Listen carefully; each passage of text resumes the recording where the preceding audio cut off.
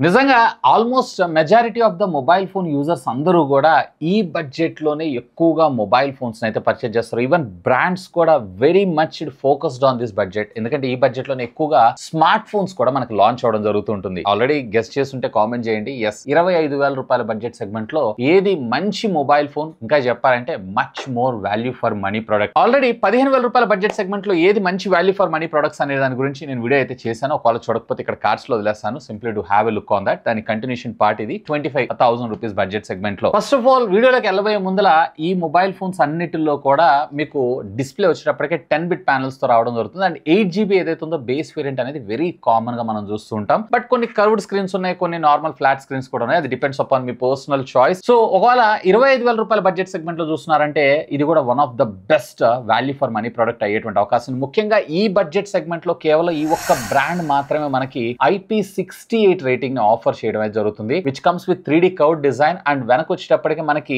50 megapixel which comes with optical image stabilization తోటి and మరొక ultra wide angle. ఇదే మీకు మ్యాక్రో ఫోటోగ్రఫీ కూడా మనకు వర్క్ అవడం జరుగుతుంది. అలాంగ్ సైడ్ ఫ్రంట్ వచ్చేటప్పటికి మీకు 32 మెగాపిక్సెల్ సెన్సార్ తో సహా. అండ్ దీంట్లో మీకు 6.67 ఇంచెస్ కి సంబంధించినటువంటి 144 హెడ్స్ స్క్రీన్ రిఫ్రెష్ రేట్ కలిగినటువంటి AMOLED display, under display fingerprint scanner తో మనకు రావడం జరుగుతుంది. And dual stereo speakers along side with Dolby Atmos కూడా మనకి సపోర్ట్ చేస్తుంది. ఫ్రంట్ వచ్చేటప్పటికి వీళ్ళు కార్నింగ్ గొరిల్లా గ్లాస్ పైన ప్రొటెక్ట్ చేయడం జరుగుతుంది. సో ఫోన్ ఇట్లా పొరపాటున చేజారి కింద పడ్డా కానీ ఇది డ్యామేజ్ అయ్యేటువంటి అవకాశాలు కూడా చాలా తక్కువ. అండ్ క్వాల్కమ్ స్నాప్డ్రాగన్ కి సంబంధించినటువంటి 7S Gen 2 ప్రాసెసర్ తో మనకి ఇది రావడంతో పాటు మనకి ఇందులో వచ్చేటప్పటికి 5100 mAh of the battery and 68 watts కి సంబంధించినటువంటి ఫాస్ట్ ఛార్జింగ్ టెక్నాలజీ కూడా మనకి ఇది సపోర్ట్ చేయడం జరుగుతుంది. అండ్ రేర్ అలాగే ఫ్రంట్ రెండింటిలో కూడా మీరు 4K 30 FPS లో వీడియోస్ అయితే రికార్డ్ చేసుకోవచ్చు. ఒకవేళ 25K బడ్జెట్ సెగ్మెంట్ లో మంచి వాల్యూ ఫర్ మనీ ప్రొడక్ట్ అంటే కనుక definitely this is the prior choice అనే నా అభిప్రాయం. ఇక ప్రైజింగ్ విషయానికి వచ్చారు అన్నట్లయితే కనుక ఇది 22,999 అండ్ విత్ కార్డ్ ఆఫర్ తో మనకి 21,000 రూపీస్ బడ్జెట్ సెగ్మెంట్ లో వస్తుంది. ఆ బడ్జెట్ సెగ్మెంట్ లో base variant depends upon me requirement ని బేస్ చేసుకొని మీరైతే చూస్ చేసుకోవచ్చు. బట్ నన్ను అడిగితే కనుక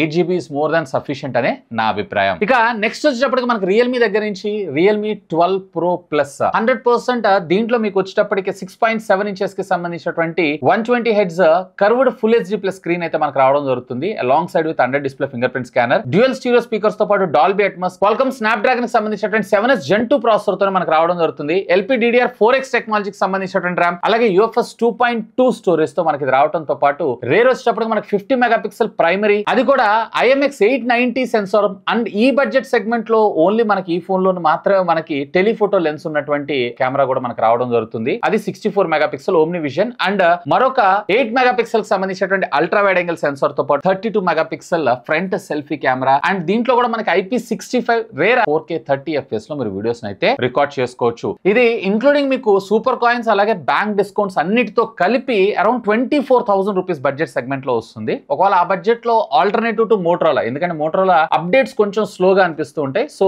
ఇది మీకు కొంచెం బెటర్ ఉంటుంది కంపేర్డ్ టు దీనికన్నా కానీ. బట్ ఇందులో IP68 కొంచెం స్లిమ్ గా ఉంటుంది. బట్ ఇందులో కూడా మనకి వీగన్ లెదరే బ్యాక్ సైడ్, ఇది కొంచెం మనకి లావ్ అనిపిస్తుంటుంది. దీనిలో కూడా మనకి under display fingerprint scanner, AI based face unlock ఇలాంటివన్నీ కామన్ గా చూస్తుంటాం. ఆ బడ్జెట్ సెగ్మెంట్ లో చూస్తున్నారు అన్నట్లయితే కనుక Realme 12 Pro Plus is the best value for money product అయ్యే అవకాశం ఉంది. ఇక నెక్స్ట్ వచ్చేటప్పుడు మనకి నథింగ్ ఫోన్ 2A. ప్రస్తుతం అయితే నా దగ్గర నథింగ్ ఫోన్ 2A మొబైల్ అయితే లేదు. 2A తర్వాత 2A Plus కూడా లాంచ్ చేశారు. సో దీనిలో మీకు 6.7 ఇంచెస్ కి సంబంధించినటువంటి 120 hertz full HD plus AMOLED display, in display fingerprint scanner, Corning Gorilla Glass 5 తో ప్రొటెక్షన్ చేయడంతో పాటు మీడియాటెక్ డైమెన్సిటీకి సంబంధించినటువంటి 7200 Pro చిప్ అయితే మనం తీసుకొచ్చారు. ఆ ప్రోలు గీలు మీరే నమ్మకండి, 7200 అని మాత్రమే నమ్మండి. అండ్ LPDDR4X టెక్నాలజీకి సంబంధించిన RAM and UFS 2.2 storage, 5000 mAh of the battery తో పాటు 45 watts of fast charging technology, 8GB plus 128GB RAM తోటి, అలాగే 50 megapixel which comes with optical image stabilization తో మనకు రావడంతో పాటు మరొక 50 megapixel ultra wide angle Samsung కి సంబంధించినటువంటి GN1 సెన్సార్ ఇందులో యూజ్ చేశారు. అండ్ ఫ్రంట్ వచ్చేటప్పటికే 32 మెగాపిక్సెల్ సెన్సార్ ని యూజ్ చేయడంతో పాటు రేర్ 4K 30 FPS లో మీరు వీడియోస్ అయితే రికార్డ్ చేసుకోవచ్చు. యాక్చువల్ గా దీని కాస్ట్ వచ్చేటప్పుడు మీకు 24,000 రూపాయలకి రావడం జరుగుతుంది.